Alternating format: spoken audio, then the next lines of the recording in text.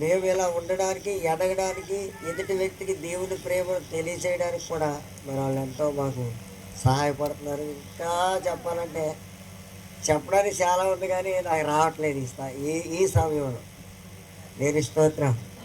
Right, thank you so much sir. గట్టిగా చెప్పట్లు కొడదామా? మధ్యలో Ezra గారు ఉన్నారు, వారు ఒక 2 నిమిషాలు మాట్లాడవలసిందిగా కోరుతూ ఉన్నాను.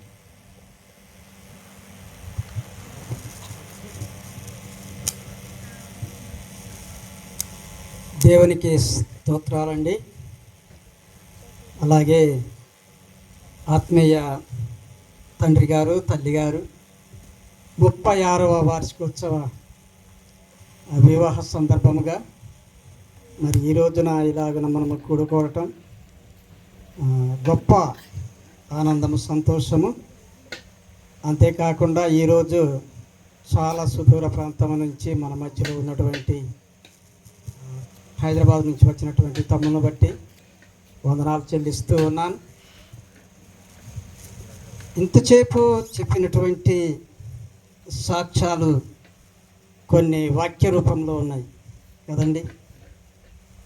ఎందుకంటే దేవుడు అబ్రహాము గారితోటి మాట్లాడినప్పుడు, నీకున్నటువంటి సమస్తాన్ని, నీ బంధువులను విడిచిపెట్టి నేను నీకు చూపించు దేశానికి వెళ్ళమన్నప్పుడు, తన బంధువులు కాని వారి యొద్దకు, తన రక్త సంబంధులు కాని వారి యొద్దకు ఆనాడు అబ్రహాము వెళ్ళినట్లుగా ఆత్మీయ దైవజనులు మన మధ్యలో వచ్చి నిత్య నరకానికి పాత్రులైనటువంటి మనల్ని యేసుక్రీస్తు ప్రభుల వారు నశించిన దానిని వెతికి రక్షించడానికి వచ్చినట్లుగా మరి మన మధ్యలో తన జాతి కాని వారిని రక్షించడానికి మారుమూల ప్రాంతంలో వచ్చి అనేకమైనటువంటి కష్టాలు, బాధలు, సమస్యలు ఎదుర్కొంటూ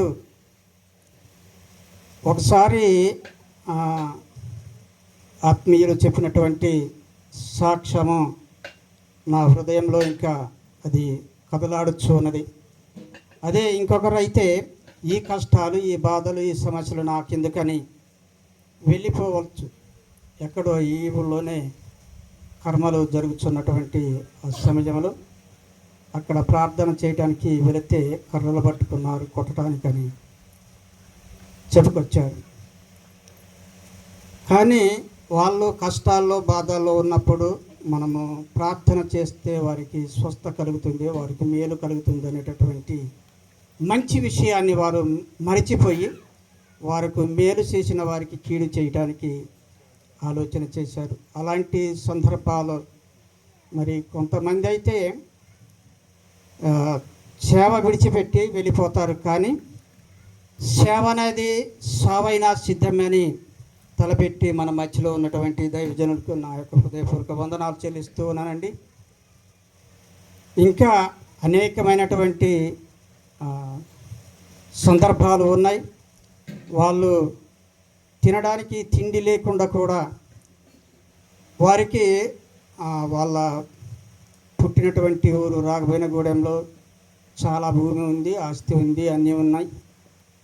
అబ్రహాము విడిచిపెట్టినట్టుగా సమస్తాన్ని విడిచిపెట్టి కడుపు మార్చుకుంటూ మన కోసము ఇక్కడ దేవుని పరిచర్యలో పట్టుదలతో పట్టు విడవక పనిచేస్తూ మనందరినీ బలపరుస్తూ ముందుకు నడిపిస్తున్నటువంటి దేవుని సేవకులకు మరి ఒకసారి నా హృదయపూర్వక 2 వందనాలు చెల్లిస్తూ ఈ నా మాటలు ముగిస్తూ ఉన్నాను. గడిగా చెప్పులు కొడదామా?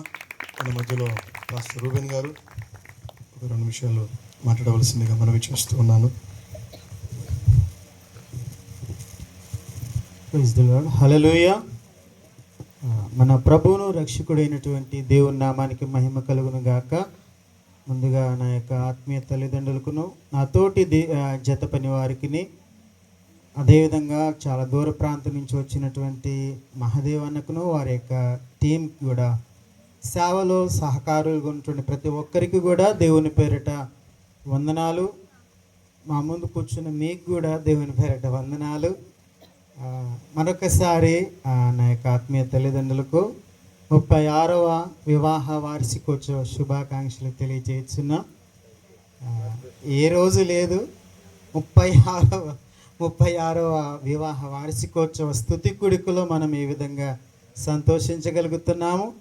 ఎన్నడూను నేను కొన్ని విషయాలు వినలేదు, ఈరోజు వినగలిగాను. అది దేవుని ప్రేమ. వాళ్ళ సేవ పరిచర్యలో వాళ్ళ యొక్క అనుభవాలు, వాళ్ళ గురించి కొన్ని విషయాలు విన్నాను, కొన్ని చూశాను. ఒకటేంటంటే దేవుని యొక్క వాక్యం చెప్తుంది, 1వ కొరింథీ అనుకుంటాను, 1వ కొరింథీ 1వ అధ్యాయము 28వ వచనంలో, జ్ఞానులను సిగ్గుపరచుటకు లోకంలో నుండి వెర్రివారిని దేవుడు ఏర్పరచుకున్నాడని. హల్లెలూయా. అన్నయ్య చదువుకోలేదని నేను వింటూ వస్తున్నాను. చదువుకోకపోయినా కానీ ఇక్కడున్న వాళ్ళందరికంటే దేవుడు తనకిచ్చిన జ్ఞానం ఎంతో అద్భుతమైనది, అది నేను నమ్ముచున్నాను. ఎందుకంటే లోకంలో ఉన్నటువంటి వారిని జ్ఞానులను సిగ్గుపరచడానికి అని అన్నాడు. ఆ విధంగా హెచ్చించాడు దేవుడు. నిజంగా అన్నయ్యని చూస్తున్నాను, ఆ పరిచర్యకు వచ్చినది మొదలుకొని నా పెళ్ళి కాకముందు 2 సంవత్సరాలు అన్నయ్య నాకు బండి తోలడం అంటే పిచ్చి కనుక దాన్ని పట్టుకున్నారు అన్నయ్య. ఇక ఈయన నా వెంట తీసుకెళ్ళి సిటీలు అన్నట్టు ఆ విధంగా అన్నయ్య తన వెనక పెట్టుకుని తీసుకెళ్ళేవాడు. అప్పటి మొదలుకొని ఇప్పటి వరకు కూడా, అభిషేకింపబడినది మొదలుకొని ఇప్పటి వరకు కూడా, సావకుండా అయినది మొదలుకొని, ఆ బండారుగురి ప్రాంతంలో పరిచర్య అప్పగించినది మొదలుకొని ఎన్నో అనుభవాలు, దాంపత్య జీవితంలో ఎన్నో సమస్యలు వస్తూ ఉంటాయి, పోతూ ఉంటాయి. కొన్ని ఎలా ఉండేవంటే, ఎందుకు ఈ సేవ, చదువుకున్నాను, యవనస్తుని, ఏదో ఒక ఉద్యోగం చేసుకోవచ్చు అన్న ఆలోచన వచ్చి వెనక్కి వెళ్తే బాగుండు అనేటువంటి ఆలోచన వచ్చింది కూడా. ఎందుకంటే 1 సంవత్సరం అనుకుంటా, 1 సంవత్సరం అంతా ఇంటికాడ నుంచే సైకిల్ మీద తిరిగేటోళ్ళని, సైకిల్ వేసుకుని వచ్చేటోళ్ళు, నేను మా పాస్టర్ గారు. అలా చాలాసార్లు వద్దు నేను సేవ చేయను అనే ఆలోచన వచ్చింది. కానీ అన్నయ్యలు కలిసినప్పుడల్లా బలపరిచారు కనుకనే ఈరోజు నిలబడ్డాం. హల్లెలూయా.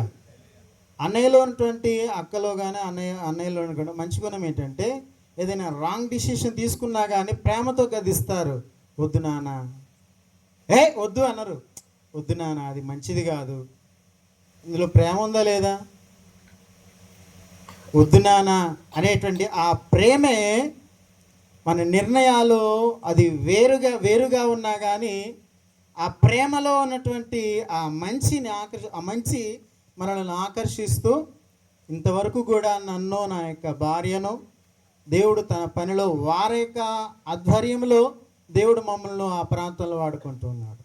ఎన్నో అనుభవాలు, ఎన్నో సమస్యలు అయినా కానీ ఇలాంటి మంచి ఆత్మీయ నాయకులు, తల్లిదండ్రులు ఉండుట వలననే ఈ విధమైనటువంటి సేవలో దేవుని పని కొరకు వాడబడగలుగుతున్నామని నేను నమ్ముతున్నాను. కనుక అలాంటి ఆత్మీయ తల్లిదండ్రులు నేను కలిగడం ఎంతో ధన్యత, అదృష్టమని భావిస్తూ నా కొన్ని మాటలు ముగిస్తున్నాను.